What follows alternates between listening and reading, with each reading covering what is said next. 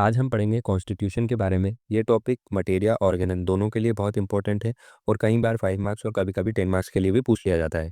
तो according to Stuart Close constitution is that aggregate of hereditary character influenced more or less by environment.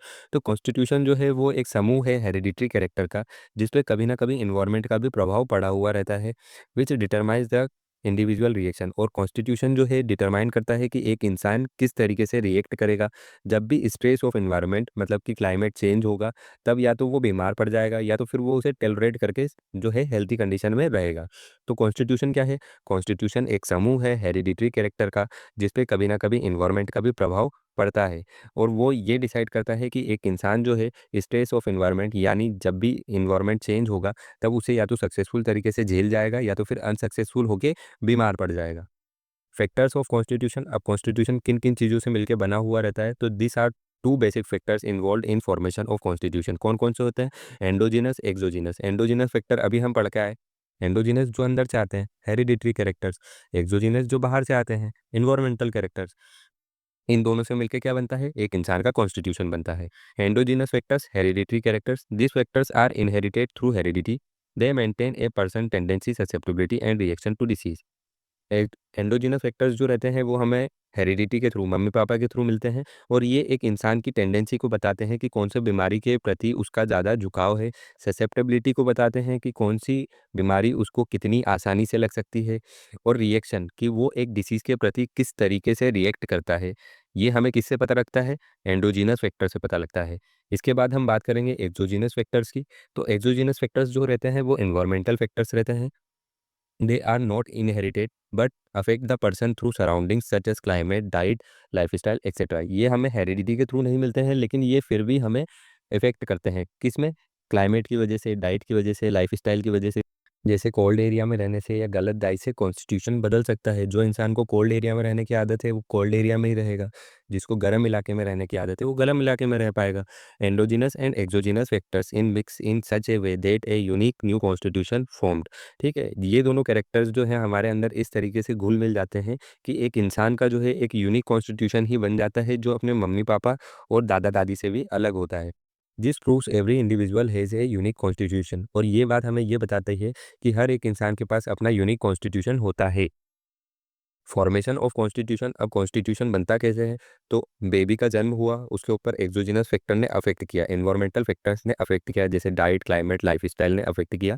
और इसी की वजह से उसका एक न्यू इंडिविजुअल कॉन्स्टिट्यूशन डेवलप हो गया। हर एक इंसान का कॉन्स्टिट्यूशन अपने आप में पूरी तरीके से अलग होता है दूसरे इंसान से। कॉन्स्टिट्यूशन जो है एक फिजिशियन को हेल्प करता है रिलेशनशिप डिफाइन करने में कि हेल्थ और डिसीज कैसे एक दूसरे से रिलेटेड हैं, और फिजिशियन को ट्रीटमेंट के लिए भी गाइड करता है। हेल्थ एंड रिलेट डिसीज़ किस तरीके से रिलेटेड है? इन द सेंस हम कॉन्स्टिट्यूशन में किसी भी पर्सन की हेल्थी कंडीशन में जो है पिक्यूलियर खास सिम्टम्स निकालते हैं, जो डिसीज़ कंडीशन में मॉडिफाई होते हैं, मतलब कि उनका एग्रावेशन हो जाता है, वो चेंज नहीं होते हैं। ऐसे ही फिजिशियन को ट्रीटमेंट में इसलिए सहायक होते हैं क्योंकि अगर हमने किसी पेशेंट का कॉन्स्टिट्यूशन समझ लिया तो हम उसे कॉन्स्टिट्यूशनल मेडिसिन देके उसके कॉन्स्टिट्यूशनल डिफेक्ट को क्योर कर सकते हैं। इसके बाद फिर हम बात करते हैं टाइप ऑफ कॉन्स्टिट्यूशन। कितने टाइप के कॉन्स्टिट्यूशन होते हैं? तो बहुत सारे टाइप के होते हैं, लेकिन मैंने जो मेन है वो लिए हैं। तो सबसे पहले scrofulous constitution. Scrofulous constitution is characterized by glandular affection with swelling of glands. Scrofulous constitution में जो इंसान रहेगा उसको ग्लैंडुलर अफेक्शन रहेंगे, मतलब कि ग्लैंड से रिलेटेड कुछ भी डिसऑर्डर्स उसे बीमारियां उसे होती रहेगी। जैसे उसे स्वेलिंग्स ऑफ ग्लैंड भी हो सकता है। With person the person is generally weak and wound heal slowly. जो पेशेंट जो पर्सन रहेगा, इंसान रहेगा, वो वीक रहेगा और उसके घाव जो है वो भी धीरे धीरे भरेंगे। This constitution develop due to the combination of psora and syphilis. और ये कॉन्स्टिट्यूशन खासकर डेवलप होता है सोरा और सिफिलिस के कॉम्बिनेशन की वजह से। हाइड्रोजिनोइड कॉन्स्टिट्यूशन। हाइड्रोजिनोइड को आप याद कर सकते हैं हाइड्रोजन ह्यूमिडिटी। तो hydrogenoid constitution show increase susceptibility to humidity. जो भी पेशेंट जो है, जो भी इंसान जो है हाइड्रोजिनोइड कॉन्स्टिट्यूशन का रहेगा, उसकी जो टेंडेंसी है, ससेप्टेबिलिटी है, वो ह्यूमिडिटी के प्रति बढ़ जाएगी। Even a small quantity of water aggravates the complaint. थोड़ी सी भी वाटर की क्वांटिटी जो है उसकी कंप्लेंट्स को एग्रावेट करेगी। It develops from the combination of psora and sycosis. और ये सोरा और साइकोसिस के मिलने से डेवलप होता है। Where increase in water content in the body causes aggravation, जहाँ पे वाटर कंटेंट जब भी बॉडी के अंदर बढ़ेगा तो पेशेंट में हमें एग्रावेशन देखने को मिलेगा। Leucophlegmatic constitution is seen in flabby individual with pale loose skin, the person is chilly and all complaints are aggravated by cold. तो ल्यूकोफेगमेटिक कॉन्स्टिट्यूशन में जो रहता है पेशेंट फ्लेबी रहता है, मतलब फूला फूला थोड़ा सा मोटा हरकत करता रहता है। उसकी स्किन जो रहती है वो पेल रहती है, पीली रहती है और लूज रहती है, लटकी हुई रहती है।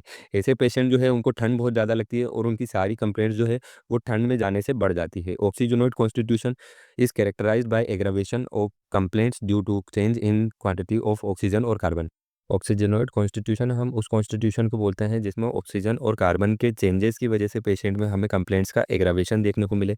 इसके बाद हमारे पास आ जाता है carbon nitrogenoid constitution is marked by intolerance of carbon and nitrogen which aggravates all complaint. इसमें जो है पेशेंट की कंप्लेंट किस वजह से बढ़ रही है, कार्बन और नाइट्रोजन के चेंजेस की वजह से बढ़ रही है। Neuropathic constitution, neuropathic nervous system से related, is associated with nervous system and brain. कैसे एसोसिएटेड रहता है, नर्वस सिस्टम और ब्रेन के डिसऑर्डर से। Such persons are easily excited and easily depressed. इसके जो पेशेंट रहते हैं वो बहुत जल्दी एक्साइटेड खुश हो जाते हैं और बहुत जल्दी डिप्रेस मतलब निराश भी हो जाते हैं। Bilious constitution, bilious biliary system is characterize by disease related to bile और बाइलरी सिस्टम। ठीक है, इसमें बीलियस कॉन्स्टिट्यूशन में पेशेंट को लीवर रिलेटेड, बाइल के रिलेटेड या तो फिर गॉल ब्लेडर के रिलेटेड कुछ भी डिसऑर्डर रहते हैं। फैक्टर्स ऑफ कॉन्स्टिट्यूशन, हम इसमें देखेंगे कि कॉन्स्टिट्यूशन जो है वो मेनली किन किन चीज़ों से मिलकर बना हुआ होता है। तो physical makeup of the body, इंसान दिखने में कैसा है, टेम्परामेंट उसका नेचर कैसा है, हीट एंड कोल्ड के प्रति वो कैसे रिएक्ट करता है, उसे क्या पसंद है क्या नापसंद है और वो क्या बिल्कुल टॉलरेट नहीं कर सकता। मियाज डायथिसिस, किस डिसीज़ के प्रति उसकी जो झुकाव ज़्यादा है, susceptibility, response, addiction, habit etcetera. ये सब जब हम जान लेते हैं तो हम जान लेते हैं कि एक इंसान का कॉन्स्टिट्यूशन कैसा है। इसके बाद हम बात करते हैं थ्योरेपेटिक इंपॉर्टेंस की, मतलब कि एक डॉक्टर को कैसे हेल्प करता है कि हम कॉन्स्टिट्यूशन अगर जान लेते हैं तो वो हमारी कैसे हेल्प कर सकता है एक डिसीज़ को क्योर करने में। तो सबसे पहले इंडिविजुअलाइजेशन कर सकते हैं। Constitution is character that allows for the individualisation of one person from another person.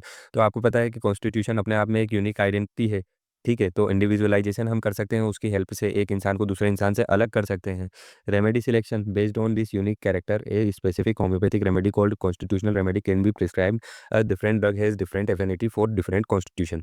तो हम इसमें एक इस पे बेस्ड कॉन्स्टिट्यूशन पे बेस्ड करके एक रेमेडी सिलेक्ट कर सकते हैं जिसे हम कॉन्स्टिट्यूशनल रेमेडी बोलते हैं, क्योंकि हर एक ड्रग का अपने किसी न किसी के साथ एक कॉन्स्टिट्यूशन के साथ उसकी एफिनिटी बनी हुई रहती है, मतलब कि उसका जुड़ाव रहता है। इसकी वजह से हम कॉन्स्टिट्यूशनल रेमेडी भी दे सकते हैं।